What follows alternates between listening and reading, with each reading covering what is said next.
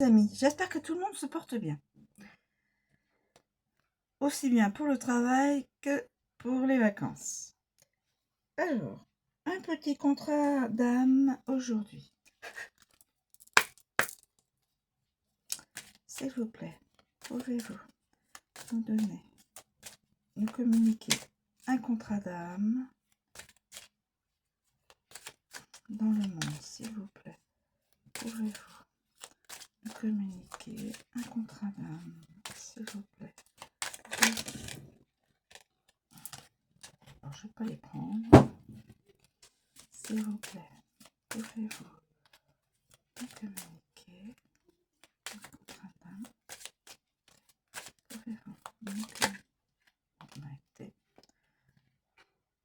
Il est décidé qu'il y en aura deux.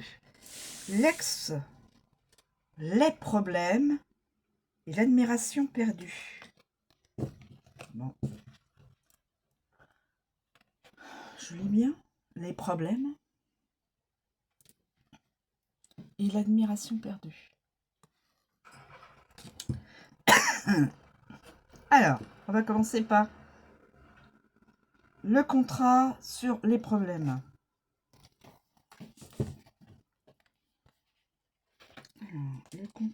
Un contrat sur les problèmes. L'énergie amoureuse. La personne concernée rencontre des problèmes qu'elle n'arrive pas à dépasser. En couple, elle peut avoir le sentiment de communiquer sur ce qui ne lui convient pas, mais sans voir ou ressentir des changements du côté de son partenaire. Un sentiment d'impuissance s'installe alors. Célibataire, la personne concernée a beaucoup trop de soucis personnels et n'est pas disponible pour envisager une future relation. Les blocages. La personne concernée prendra des décisions qui iront à l'encontre du bien-être de la relation. Cela peut être en rapport avec une attitude, mais également avec un éloignement géographique ou avec une prise de décision dans le domaine des finances. Cela nuira au bon développement du lien. Le karma. Des problèmes non résolus du karma de la personne concernée vont rejaillir afin d'être travaillés en synergie avec l'autre. Ils obligeront la personne concernée à travailler sur ce qu'elle ne veut pas voir. L'apprentissage. La personne concernée va devoir apprendre à agir différemment et à privilégier la relation. Les décisions qu'elle prend sont souvent égoïstes ou non réfléchies, et cela met la patience de son partenaire à rude épreuve. La réponse. Vous allez rencontrer des problèmes et votre lien risque d'être un peu chaotique sur le long terme, sauf si vous essayez tous les deux de travailler sur votre karma personnel.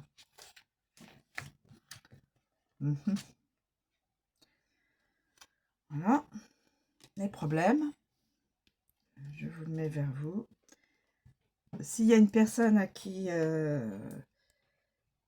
ça parle, ça ne parlera pas à tout le monde, hein, puisque c'est du général. Voilà. Et c'est intemporel. Et là, c'est l'admiration perdue.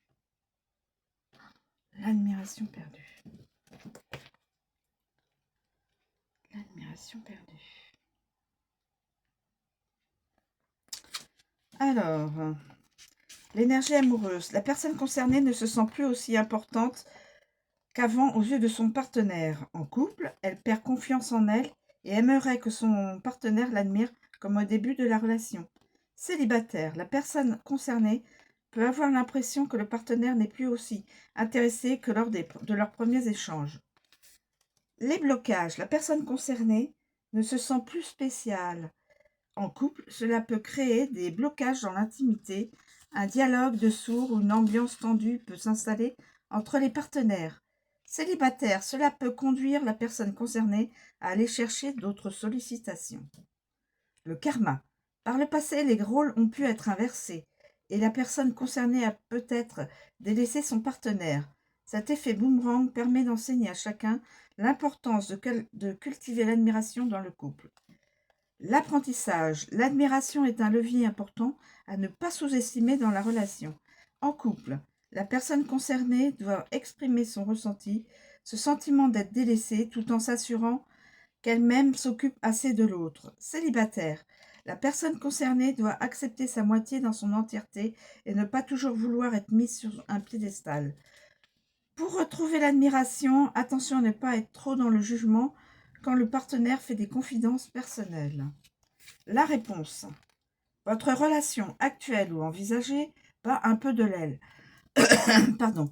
L'un des deux partenaires a besoin de ressentir que l'autre l'admire ou éprouve un réel intérêt pour lui. Ou pour elle. Ou pour elle. Voilà. Deux contrats bien distincts, me semble-t-il. Deux personnes, ou une personne, mais je pense deux personnes bien distinctes. Le contrat d'âme. Et donc, si là où les personnes regardent ma vidéo, peut-être avec l'explication et l'interprétation de